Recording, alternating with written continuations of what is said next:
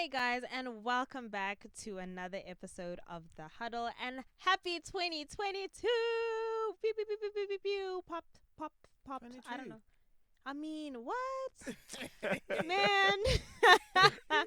23. I meant 23. Oh my gosh. Well, you know what? It is what it is. Kelly, I'm not here alone. I'm here with my amazing co host, but also a guest. Oh, me. Hi. Hey, everybody. Hey. Not going to be seeing my face today, but I am here. I'm here. Controlling sound and also doing some minor contributions here and there. Look at you. So clearly, we're all just, getting into 2023. But I'm also here with my mom, who is our guest today. So just say hi. Hello. Hello, 2023. Hello, peeps. Hello, everybody. Yeah. So I'm here with my mom. I'll just do a quick introduction. My mom is Dr. Pearl Kupe, and she is professionally trained as a lawyer.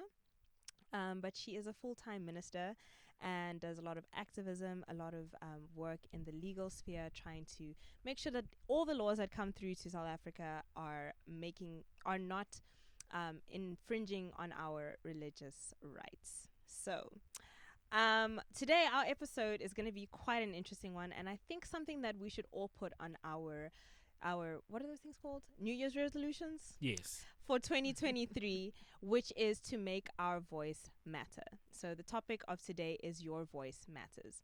And the reason why I decided to bring this, so for context, Mom, a lot of our audience is quite young. Mm. And I think it's encouraged for people who are over 18 to get into, you know, understanding what's happening in the legal system, what's happening in politics, and getting involved. But I think it's at that point a little bit too late to start learning about why our voice and understanding how our country operates is important. And so we just wanted to speak about why it is important for young people to understand what's happening, and also to get involved, make sure that their voice is heard, and how they can make sure that their voice and their opinions are respected and listened to in this new year. So yeah. Absolutely. Thank you. Thank you for having me. And what an amazing topic. I think it's a great way to start off the new year, especially if you're going to be doing things like New Year's resolutions. Well, the most, I think, important New Year's resolution is for you to make your voice heard. And first thing I would like to say, just in terms of a country as a nation, is that South Africa is a democracy. And what that means is that the voice of the people count. It means that the majority rules. So you can't be a silent majority. You have to be a majority that actually speaks up and says what they want. Because if not, that means a minority, the few who speak, will actually end up ruling you. And so, just from that perspective of being a democracy, understanding what it means to be a democracy, it means that your voice, every voice counts. Every voice counts. So, that's just from the perspective of democracy. Second thing I want to say is, I had my mentor is great, and he broke down the word politician for me, because there's a lot of misunderstanding around the word politician. And you know me, I love to study words. And I love to do what, we call etymology, if we want to be very fancy. Fancy, etymology, yes. Yeah, which basically means just breaking down the word and looking for its origin. And so if you break down the word politician, this is what you'll find. In the original Greek definition, politimiao, it actually breaks down to mean civil servant. And civil means good. And servant, of course, civil servant, so it means a good citizen. So the word politician, when you break it down into its original context and original meaning, actually means a good citizen. So if I was to ask everybody, who's a politician here? Most people will not raise their hands, because they think a politician is somebody who's sitting in parliament, member of parliament, etc. But ultimately, the original word of politician means good citizen. And so if you're a good citizen, you're a politician. Yeah.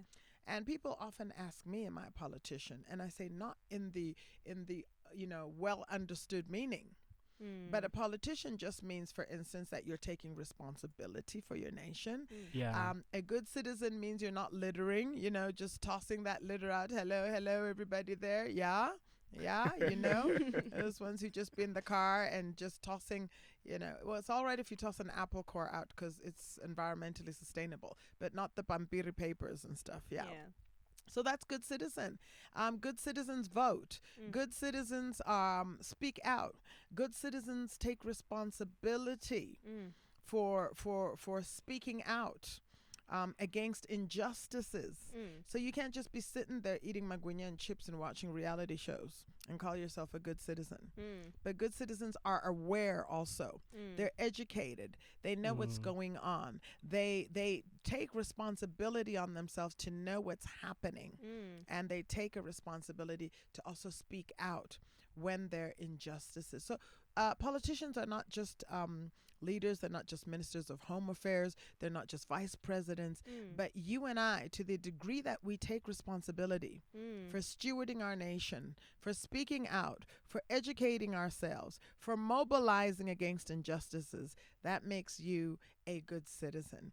So you don't have to sit and wait until you're in parliament or you're a minister of so-and-so to be a good citizen. I certainly am not in parliament, but I mobilize, I educate, I use social media as a platform to sensitize people. That's being a good citizen. So from that perspective, yeah, that's why it's very important. And I want to say this, that I think it's really, really important for young people in particular, to have a voice. Yeah. From a biblical context, if we were talking just biblically, from the Bible says we must be salt. We must be light. Matthew 5:13 and 14. That means show up. Light shows up. And when light shows up, darkness must flee. Salt. You cannot have eat a dish that has salt and not taste it. So it's tasty. It's flavorsome. It changes the whole dish. It lets it be known to the meat that, meat, I'm here. I'm around. Yeah. That's right. Can't ignore me. I'm the one who dictates the flavor in this dish. So if we're called to be salt and meat, you can't be silent. You have to be a voice. You have to speak out. You have to speak out against darkness. So speak out against corruption. Speak out against injustices. Speak out against rape, molestation, GBV. All of those issues. You can't be silent and say that you're still salt. Yeah. So it's very important to be a voice. And like I said, I really, really, really, really, really want to encourage young people to be a voice. And one of the things I want to actually repent for as an older person is that I feel like, especially in the African culture, we have shut out young people. Sure. The culture has not been very embracing. We have little proverbs, which are unbiblical, African, but unbiblical, which say children are to be seen and not heard.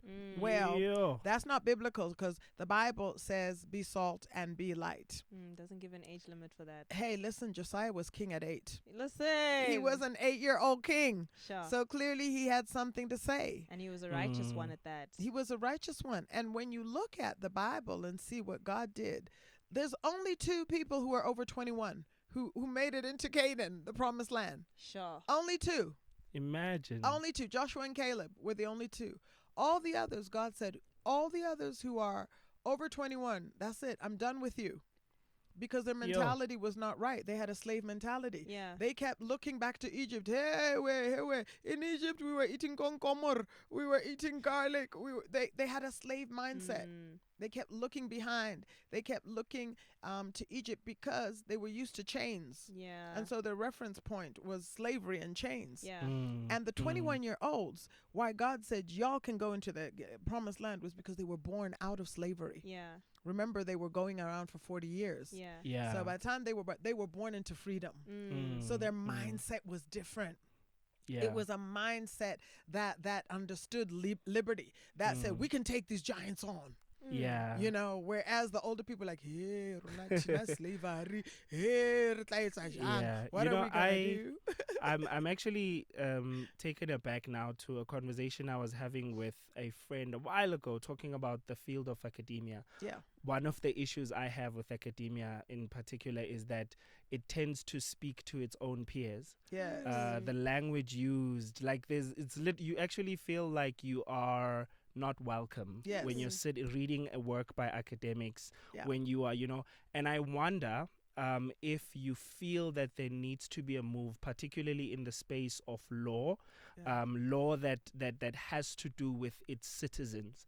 If there needs to be a move towards making the language a bit more palatable for the layman. Absolutely. Yeah, because I think that's the one thing that stands in.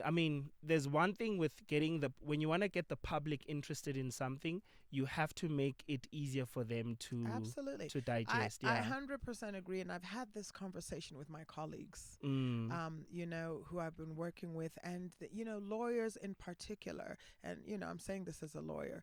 I don't know whether it's because we want to sound learned or like we really earned our law degree. You just go into this bombastic language and use of Latin and the mens rea and animus comprehendi stuff, and nobody understands you. And especially when we're moving for bills and we're asking people to make submissions, it's important that you break it down in a language that's understood by all. Exactly. In lay language. And I've said this time and time again. One of the things that I do on a monthly basis is to have what I call Kingdom Legislative Imbizos online. And we have about 500 people from leaders every month, mostly from the body of Christ, who come on. But the purpose of that is to really do exactly that. Is to say, this law is coming up, this bill is coming up, and these are the implications. These are the consequences. This is how it's going to hit you. That if you do A, B, C, D, you may end up in prison for 3 years. Because that's the language people understand. They don't understand all this in Section 89 and blah, blah, blah, blah, blah, blah. It just makes people's brains tired. I was literally turned off a few days ago because I came across a statistic that says since 2019 divorce rates have actually dropped by just over 6%, and I was excited by that, so I wanted to verify it by going into Stats SA. I was so bored. I couldn't find anything. Everything is section according to section what from 1990. I don't care. Gives you a migraine. Gives you a migraine. Just give me short left, 10 here. Absolutely. Yeah, I genuinely wanted to know from the source, from the horse's mouth. And I got there, I was just so overwhelmed. Every place I clicked, it was just more bombastic more words. Stats, You can tell that these are researchers, academics, and then comes the companies that take them and try their best to make it more digestible. And well, I'm grateful for them, but it would help to be able to go to the source and find it in a language that I can understand. So I'm very excited to hear that there are lawyers sitting down and making that effort. Yeah, we do honestly, that. I mean, I will interpret it in certain instances, when we're dealing with interpret it in Tswana, a little bit of Zulu here, and really break it down because people need to understand the implications. And I've realized over the years, for a long time, I just thought that the church was complacent, people were complacent, people were not interested. And there is a certain, part of the population that are not interested. That's true. But a great part of it is just not understanding. Yes. And so I found that the more I explained it, the more I did radio shows, the more I did videos, etc. In fact, now, let me tell you, I've been doing it long enough that people now will harass me. They will pick up something and say, Dr. Pearl, have you seen this? They'll be like tagging me on Facebook. So it means that they're actually getting enlightened. They're enjoying it. I do this program with Dwayne Van Rensburg every month, Filling the Gap, and we just talk about legal issues. And I mean, Dwayne said they were literally almost insulting us to say, so you're not doing Christmas, so what do you expect us to do? Christmas. So I want to make a recommendation next time you are you are working on, making these laws a bit more understandable, Yeah. particularly for Gen Z. So I'm on a website that's What? showing. What do you want me to rap them or something? No, not even, not Do even. I say, hey, Section 89? So just some terms that young people use. There's a term called no cap, No cap. No drip, slang. No slang for mom. No slang drip, for mom. Drip. outfits, Come wearing on, wearing outfit. drip. Turn it up. Come on, turn it up. Turn it up. And then there's this term that goes, it hits Drip. different. It slaps. It slaps. It Yes, slaps. yes. I know it that hits one. Include slaps. these terms, It and then we will slaps. all understand them. Okay, just give me a dictionary, urban dictionary. Yes, And yes. I'm gonna take This I'm- one is not even urban. This one is just Gen Z No, specifically. I've got it. I'm gonna start my next one with to say, listen, if y'all don't make submissions on this bill, it's gonna slap hard. It slaps. It'll This slap bill y'all. is sus. It's sus. Like this law Yes. hits different. It Bet, hits different. It hits different. No cap. No cap. Skirt. Oh my gosh. No, that's not even language anymore. This is I don't know. This is groans and No, but I absolutely do agree with you that we young people I remember my friends and I have been obsessed with so many different things over the years, and at some point we were obsessed just about law and justice and all of that. We've just gone through waves and phases. So we were doing research on just particularly in America that there was a time that the average American understood the law. They could defend themselves in court. Sure. And I wonder what was it within their culture that made that possible. But looking at our context, obviously we can't really compare ourselves to them.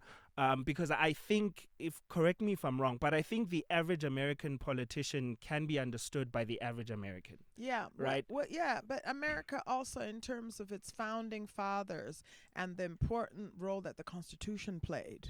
So it became like a cultural thing. Yes. The Constitution, which set out, when you talk about constitutional law, normally they will use the American Constitution and the fundamental rights that it set out as a role model constitution and as an example. But it's something that has always been almost perpetuated in their culture.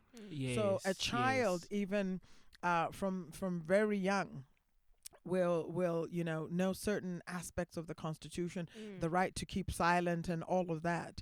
So it's been entrenched as part of their culture, and so they're much more aware. But it's got a flip side to it as well. Yeah, because it can be an excessive.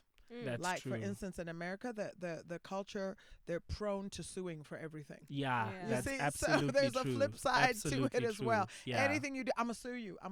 Yeah. So yeah. there has to be a good balance of understanding and knowing the law and applying it judiciously. Let me give you a little legal term there. Yeah, but yeah. applying it, with balance and appropriately, which is judiciously. Yeah. Flex. Flex. Oh. Flex. She be flexing on me, y'all. Yeah. Let me flex on. Yeah. Yeah. I really do. What do you think it would take to make it? And this word culture is coming back now. Come on now. It's coming back. It's coming back. Because I think it's true that with you can't normalize something, a lot of things, until you actually just Make it immerse culture. them into the culture. They have to Absolutely. blend. It has to. Yeah, exactly. You cannot change behavior unless you make it part of your culture. Exactly. So just to put terminologies out there without making it culture, I'll give you an example. For instance, many years ago when I was still working in Botswana, and they wanted to change the work ethic and work culture of Botswana, because although Botswana was quite wealthy with diamonds, many foreign investors were not coming in because they were saying Botswana are not productive. They're not, they're lazy. So they brought in a new work ethic culture, and it was called, they used the acronym WITS, Work Improvement Teams. And the way in which they had to literally go back and change the culture, because originally and traditionally Botswana were hardworking. But then westernization came in, mixed the culture. Yes. Diamonds came in, and all of that changed the culture. So the work improvement team, all they did, this is what they did, just to give you a case study demonstrating how they did. Because I was one of the facilitators that taught. they took 5 principles around what is productivity. They basically said, what is productivity? And they broke it down to 5 basic words, Tswana words in Setswana, Okay. that everybody from the minister of whatever to the tea lady could understand. And they made, and so even the tea lady would make, so they would say, so buntle, the 5 B's they call it. 5 B's. Buntle, which means like beauty.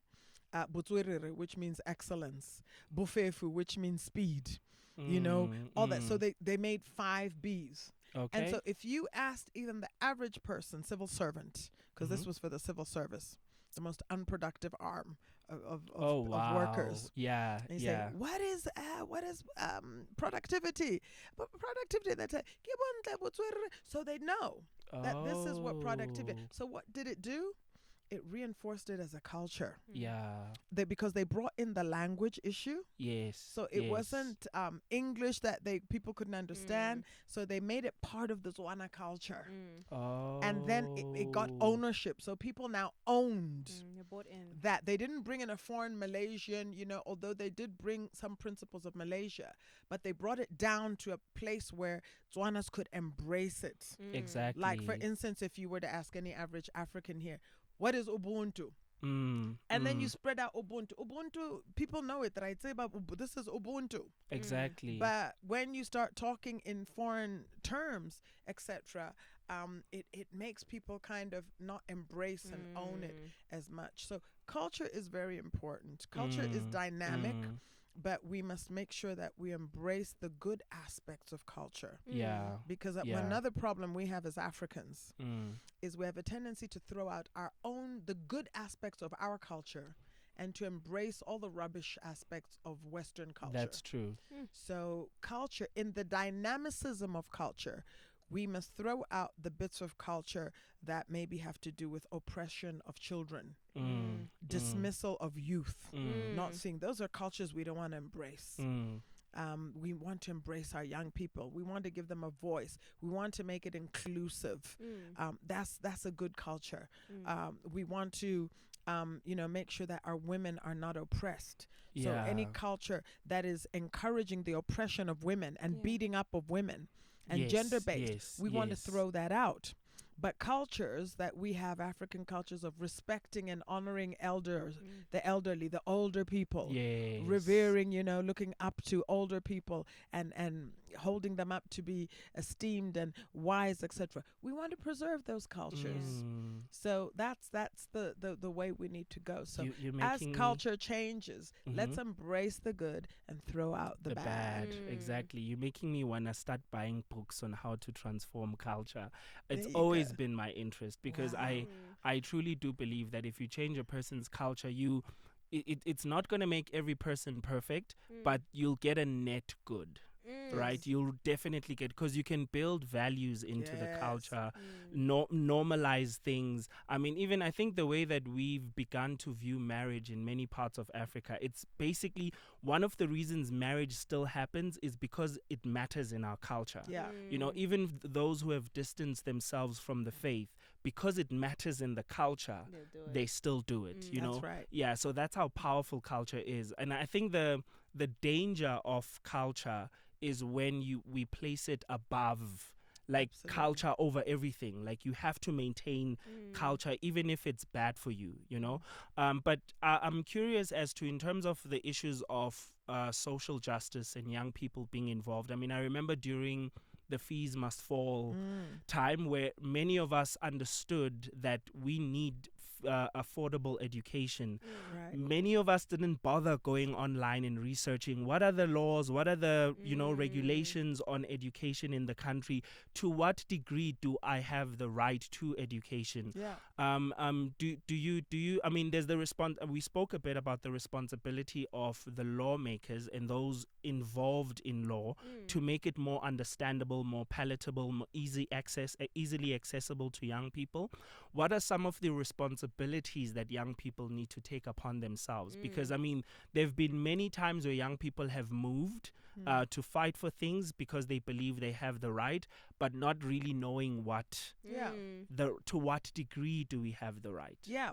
I think that young people, as you say, first of all, it's their responsibility to be educated. Yes. To be educated and know what they're doing. So there's a difference between reacting and responding. So reaction is more emotionally based, whereas response is thought out and there's a direction. Reaction is when we just go and burn buildings. Yeah. You see, that's being reactionary. Yes. And it doesn't help at the end of the day, because if the issue is around finances and the government is saying there's not enough finances and you go and burn 100 million buildings, you're not helping your cause. Exactly. So respond to the issue. And there are ways of responding whereby you harness the power of your unity. You make sure that you get people to a negotiating table, and you actually get people who are able to actually mobilize on your behalf. Yeah. But in my view, destroying buildings, infrastructures never helped anybody. Definitely. It's dangerous. In the course of setting buildings alight, you may even kill somebody. Definitely. So I think that is the main thing, first of all, is to educate yourself, make sure that you have good representatives who are au fait with the issues. They understand the issues, can articulate the issues, and that you can mobilize, people to be behind you. Do you know it's young people who they've taken out presidents. That's true. In Egypt. Very true. The uprising, it was not that much of an aggressive, violent one, but it was started by young people. President Obama won his presidency on the back of young people. Young people, exactly. You know, against a candidate who had a lot of money, was well known, but he went to young people and said, just send me 10 rand, $10, each $10. And the other candidate had people who were giving millions. Imagine. And he won his campaign. Zambia was won. The current Zambian president was put in by young people. Imagine. So I want to say to young people, there's nothing like we don't have a voice. Yeah. It's around educating yourself, knowing the issues, knowing the values, mobilizing, and doing things in appropriate way. But let's not be destructive, because that doesn't help anybody. That's actually what's been ringing in my mind right now, because I see it specifically within South Africa, where we think, we romanticize the wild revolutionist, right? And I think it's definitely something I'd like you to speak on, in the sense that we need to start understanding the value of organizing ourselves, Absolutely. and actually knowing which offices do we need to visit, who do we need to put. I say pressure, but I don't mean pressure in a in a violent way, in a destructive way. But who do we need to send emails to until they understand that we're serious about this? I'd definitely like you to speak more on that, like not romanticizing the violent revolutionists. No, for sure. Look, the days of Mshiniwa, we can put them Mshini down now. So let's kuluma now. Yes. Let's dialogue. Dialogue is very, very powerful. Let's understand the legislative process. There's some issues that may need to go to Parliament. How do we get a bill to Parliament to change a particular way? What is the process in getting a bill, motivating a bill to go to Parliament? What is the process in signing a petition? When we sign a petition, what are the implications of a petition? What value and what weight does that hold? Petitions are different from bills. What is the value of mobilizing just as a group? And also as a youth, getting youth representatives out there. Why can't you go out there and demand, even to all the political parties, that they should have youth representatives? That those youth representatives now would have the main responsibility of engaging with the youth on ground to say, what do you say? What do you want? And take the issues of the youth. That there should be youth representatives in each party. ANC has a women's league. And, they have a youth league as well, but I don't know if we ever hear their voice. Yeah. You know? Yeah. So that is ensuring that if there is a youth league, that youth league is not just ceremonial. Yeah. Yes. Come on now. Is Yes. not just there in jail just to say, Uguti, we've got a youth league. Yeah. But they actually have a voice. They actually have a strategy which they put forth, and that strategy is tabled, and they're tabled in Parliament, and they're given voice to and heeded to. So I think the youth have to think in those terms. There's so much money that's given through this youth development agency department. Have the youth ever asked what happens to that money? That's a very, very good question. Hey, there's a lot of money that's done. There's youth development agencies, but are the youth using those channels? Do they know about those channels? Yeah. Do they know that there's money for entrepreneurship there? Yeah. Because I know that there's a lot of money returned Sure. Yo. every year. And that's actually going back to how one of the questions that I had is, I think we understand the importance of having a voice, but I think the reason why a lot of people don't say anything is because they don't know how to get their voice heard. And maybe if you have any resources that we can share as well, just so that we can make this practical. It's one thing for us to say, yeah, let's stay informed, but what are the reputable places that we can stay informed? And not just as just normal citizens, but also as Christians, where we know that the law is not always on our side, and the more progressive these laws are becoming, the more they are infringing on our religious freedom. Yeah. So maybe if you can share some resources of where we can get informed and places that have the language that we can understand. Yeah. And also just how we can and be involved in petitions. If there are any places that we can streamline, we all know we're there by the internet. What places we can go to, what resources, websites, reputable organizations that we can trust, and get involved in making our voices heard in those capacities. Yeah. Well, you guys have the advantage of being youth, being the most technologically, informed people. Yeah. So I should think that Google is actually your best friend. But in terms of, what I would say is this, is first and foremost, if you're over 18, you need to actually make sure that you understand the political parties, educate yourself on the political parties and the values that they represent. Don't just pick a party because you like the way that the leader looks or you don't like the other party. Or you don't like the other party. Understand their value system. Is it a value system that's ethical? There's, morality, values. Is it a value system that you actually, liaise with, can say that this value system represents my value system? Find out more about that political party. Go to the meetings. They have meetings.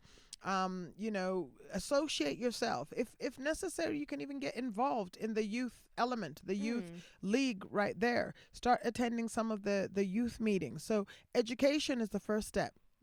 Educate yourself, sensitize yourself around the political parties, understand what each represent, educate yourself around the political processes and how you can get involved in each of the political processes. Educate yourself on opportunities. The opportunities that are out there where you can actually represent the youth. Go out there. Use social media to your advantage. Social media is one of the most powerful tools. Use that to represent your thoughts, to mobilize. It's one of the most powerful that in many countries now. When they don't want people to mobilize, they'll shut off the Wi-Fi and the internet. Sure. Yeah, I think when they're worried about political uprising or etc., they just shut it off at a national level. That's how powerful internet and Wi-Fi is. Yeah, social media, that they know it can mobilize within the space of 48 hours. Sure. You can just mobilize people to just say, listen, we don't want this, let's go. Yes, and you people are the most social media literate generation that I know. So it's just a question of getting yourself together, getting thoughts together, having a value system, deciding on certain route to take, educating yourselves and mobilizing. Yeah. Yeah. Yeah. Like I say, I mean, Zambia, the presidents that was sitting there had been there for quite some time, is the youth who mobilized and said, this is what we want. Yeah. We want a person that is able to take Zambia like this.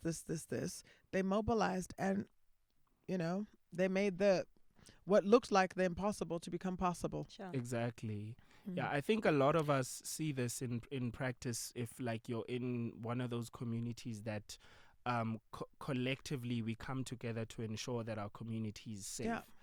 It looks a lot like that because I think a lot of us young people don't know, because a lot of these systems were established way before, when initially when everyone came and said we need a law that can it can govern everyone, that can regulate the way we conduct business. By the time we were born, we think these things were always there.